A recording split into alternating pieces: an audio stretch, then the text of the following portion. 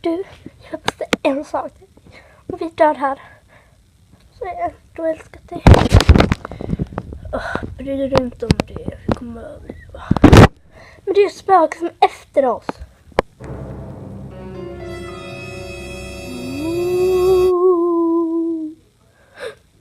Hörde du det där?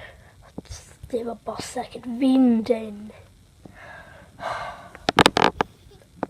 Ja, men jag skrattar.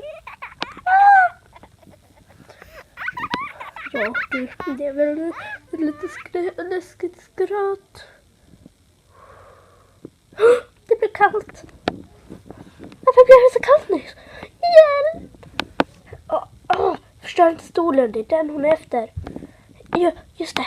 Förstör inte stolen.